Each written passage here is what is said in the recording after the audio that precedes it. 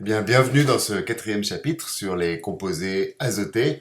Après avoir vu des composés organiques possédant les atomes de carbone, d'hydrogène, donc les hydrocarbures, nous avons ajouté les atomes d'oxygène pour obtenir les fonctions alcool, aldéhyde, cétone, acide carboxylique et ester. Un dernier élément est utile donc pour décrire les molécules organiques que nous allons utiliser dans le cadre du cours, c'est l'élément azote, de symbole N. L'élément azote apparaît dans de nombreuses molécules naturelles, de formes très variées comme vous pouvez voir ici. Par exemple ici la caféine bien connue, ou ici la théobromine qui est présente dans le cacao. On voit également l'élément azote ici présent dans la pénicilline, donc une substance qui est produite par des champignons qui a une activité antibactérienne bien connue. La quinine, donc, qui est extraite de l'écorce de quinquina, où on voit également ici un atome d'azote.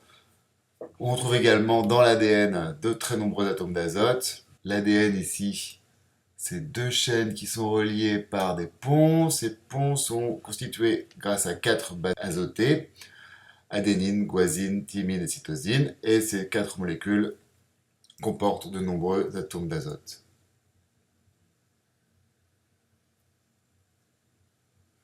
La première classe de composés azotés, la classe la plus simple, sont les amines.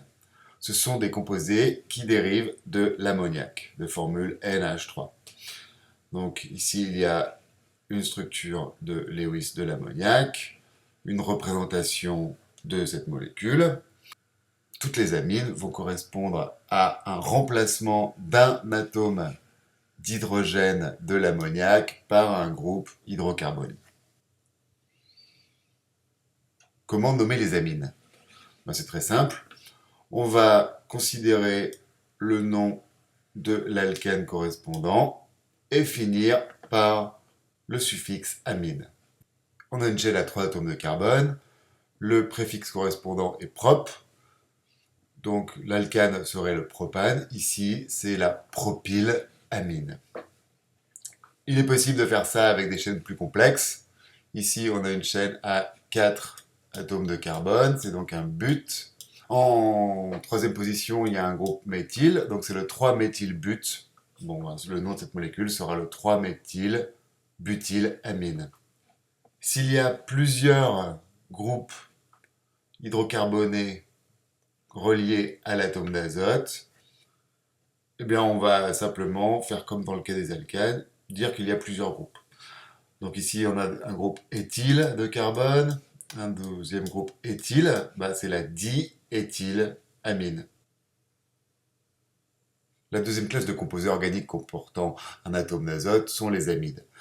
Ce sont des composés extrêmement importants qu'on va retrouver de très nombreuses fois cette année lorsque nous étudierons les protéines. Alors, le groupement amide, c'est ce groupement-ci. Donc, c'est un groupement carbonyle, COO, relié à un atome d'azote. Cette fonction est issue de la fonction acide carboxylique, où on a remplacé le groupe hydroxyle OH par un groupe amine.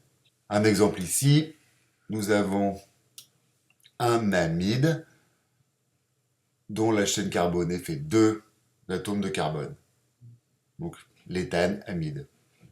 On retrouve dans les bases azotées citées précédemment ce groupement amide à de très nombreuses reprises, ici ou là. Donc on retrouve également ce groupe amide à plusieurs reprises ici dans la molécule de pénicilline.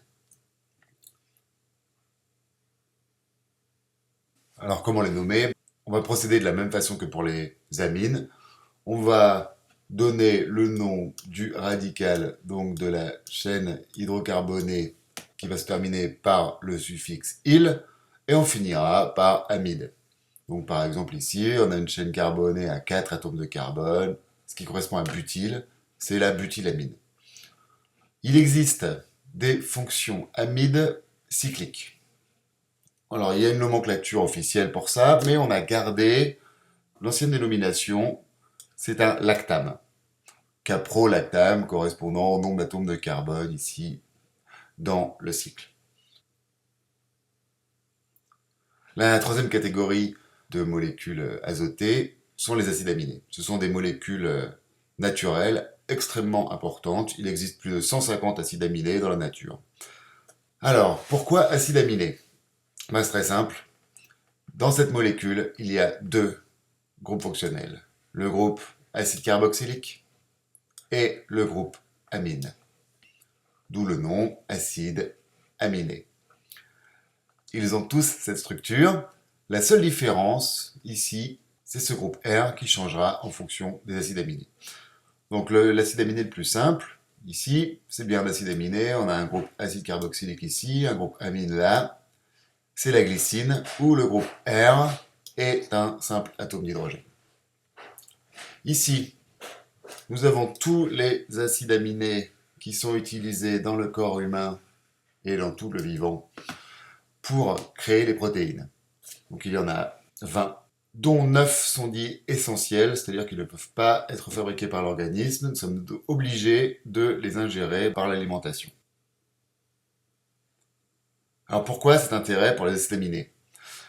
Parce que les acides aminés ont la possibilité de s'assembler 2 à 2 pour former une liaison amide, qu'on voit représentée ici. Donc dans cet exemple-là, on peut faire de très longues chaînes en assemblant l'acide aminé. Alors, où est-ce qu'on a un acide aminé? Ici, j'ai un acide aminé. Là, également. Un troisième ici. Alors, comment sont-ils reliés? Ils vont se relier par cette fameuse liaison amide qui est ici. On a également ici une deuxième liaison amide représentée. Cette liaison amide est représentée également ici sur ce schéma. Alors quel est l'intérêt de ça pour nous? Eh bien regardez ici, ceci est une représentation de l'hémoglobine, qui est une des protéines essentielles pour les organismes vivants. En effet, l'hémoglobine est la molécule qui permet de transporter le dioxygène dans les êtres vivants. Elle permet donc aux animaux de respirer. Si on regarde cette molécule, on se rend compte qu'elle est constituée d'un seul fil extrêmement long qui passe ici par le vert, puis devient bleu ciel, bleu foncé, jusqu'à ressortir de l'autre côté. Donc c'est une molécule extrêmement longue, et c'est là où ça va rejoindre ce que nous allons traiter dans les fibres. En effet, on a ici un fil extrêmement long de molécules. C'est ce qui sera à la base des fibres. Les protéines, comme celle-ci, sont en effet les briques constitutives des fibres naturelles animales. Le dernier groupe est le groupement nitrile. Il correspond au groupe C triple liaison N. Nous le retrouverons également car dans les polymères synthétiques, on utilise beaucoup de polymères basés sur cette petite molécule, l'acrylonitrile, en particulier pour tisser les gants nitriles, mais ça a de très nombreuses autres utilisations. Merci de votre attention et à bientôt.